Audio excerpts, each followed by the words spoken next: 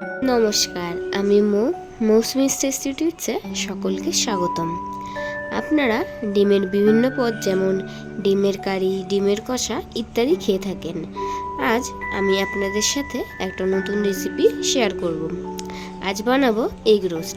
তাহলে চলুন রেসিপিটি শুরু করা যাক। এগ রোস্ট রেসিপি বানানোর জন্য লাগছে 4টি বড় সাইজের ডিম, আদা বাটা, পেঁয়াজ বাটা, মিহি করে কুচানো পেঁয়াজ, গোটা জিরে, এলাচ, লবঙ্গ, দারচিনি, ধনের গুঁড়ো, জিরে গুঁড়ো, লঙ্কা গুঁড়ো, গরম মশলা গুঁড়ো। প্রথমেই আমি 4টি ডিম ভালো করে সেদ্ধ করে নিয়ে খোসাগুলো ছাড়িয়ে নিয়েছি। এবার একটা কাঁটা চামচের সাহায্যে প্রতিটা ডিমের গায়ে আমি এইভাবে ফুটো ফুটো করে নেব, যাতে মশলাটা ডিমের মধ্যে খুব ভালোভাবে প্রবেশ করে।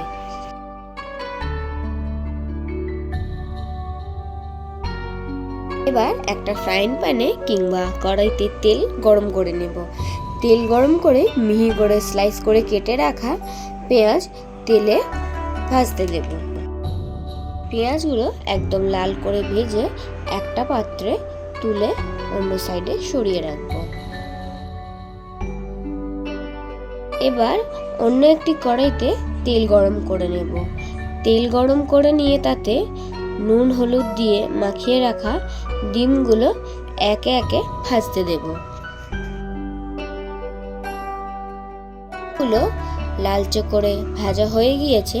এবার একটা পাত্রে এটা তুলে রাখবো।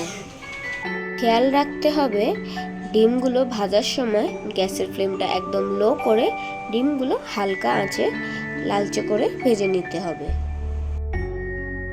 এবার ওই কড়াইতেই তেল গরম করে ওতে তেজপাতা 2টি এবং গোটা জিরে, লবঙ্গ ও এলাচ ফোড়নের জন্য দেব। দেখুন, ডিমগুলো ভেজে আমি একটা পাত্রে তুলে নিয়েছি। ফোড়নের গন্ধ বেরোলে তাতে পেঁয়াজ বাটা 2 চামচ, আদা বাটা 1.5 চামচ দিয়ে হালকা ভেজে নেব।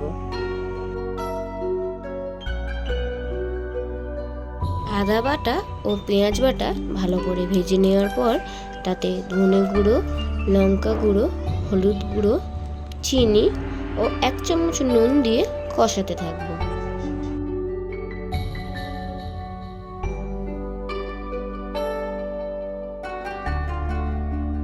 লো ফ্লেমে গ্যাসটা দিয়ে সামান্য জল মশলাতে অ্যাড করব।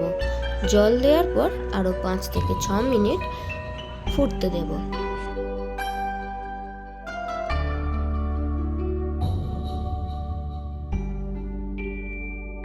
গ্রেভিটা ভালোভাবে ফুটে আসলে ভেজে রাখা ডিমগুলো গ্রেভিতে দিয়ে নেড়ে চেড়ে আরও বেশ কিছুক্ষণ সময় নিয়ে ফুটতে দেব।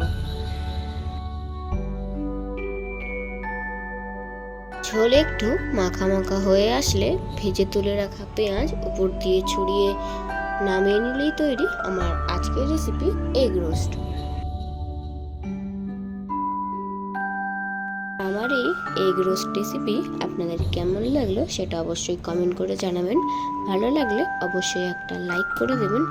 আর আমার পরিবারে যদি আপনারা নতুন হন তাহলে চ্যানেলটি সাবস্ক্রাইব করে পাশে থাকা বেল আইকনটি অন করে রাখবেন, যাতে নতুন নতুন রেসিপি আপলোড করলে সেটা আপনাদের কাছে পৌঁছে যায়।